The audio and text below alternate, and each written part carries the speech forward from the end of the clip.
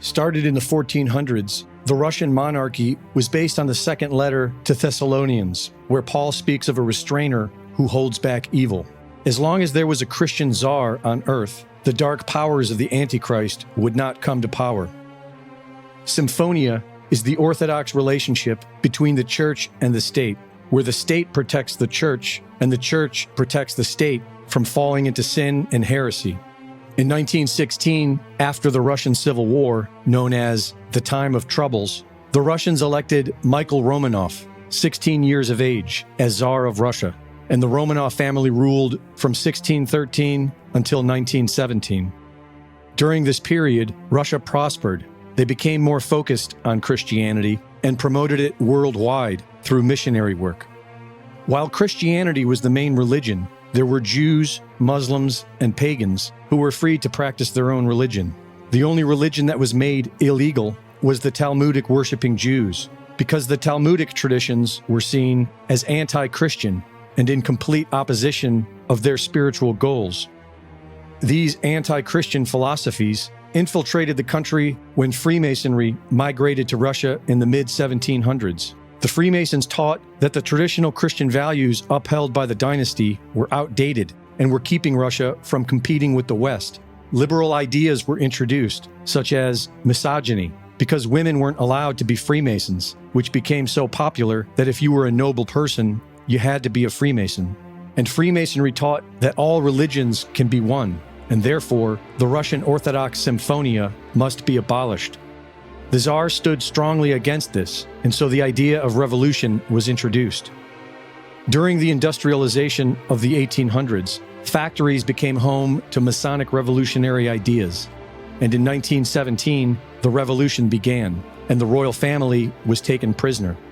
The family was taken from their home to a stone house several miles away on the highest point of the Ural Mountains, called Ascension Hill, and murdered. According to the official narrative, they were executed by a firing squad in the basement, but according to the evidence, they were murdered in a very dark, ritual manner. According to the investigation of the Orthodox Church, the murderers themselves, and the material evidence, this is what happened on the night of July 17th, 1918. The stone house was known by the Bolsheviks to be a place where evil acts have taken place in the past.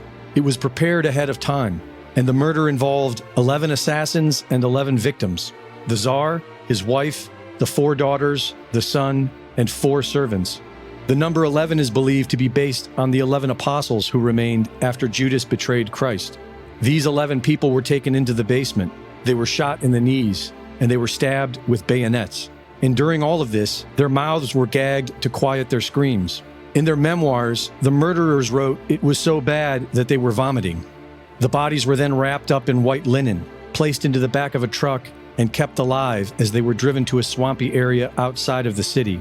They were finally murdered by being hung upside down to drain their blood. They were beheaded, their teeth removed, and their bodies chopped into pieces. The body parts were partially dissolved in acid and then burned. Eggs were boiled, sprinkled with ash from the burnt linens which were soaked in royal blood, and consumed at the crime scene. The Tsar's head was placed into a jar, preserved in alcohol, and shipped to Moscow. In the 1920s, the Romanov family diaries were released by the Bolsheviks. They showed the Tsar to be an honorable man, highly intelligent, involving political affairs, and a devout Christian. As if part of the ritual, this brought shame to the Russian people who were turned against the Tsar through Marxist propaganda. The Federal Reserve System, the Rothschilds, and the British Round Table opposed the Tsar and the traditional Christian policies that stood in the way of their plans for world domination. And many Russians see the murder of Tsar Nicholas II as a necessary precursor to the New World Order, which began proliferating after his death. Tsar Nicholas II is now a saint in the Russian Orthodox Church, and millions of Russian Orthodox Christians believe they need to repent for allowing the dynasty to be destroyed. Reporting for InfoWars, this is Greg Reese.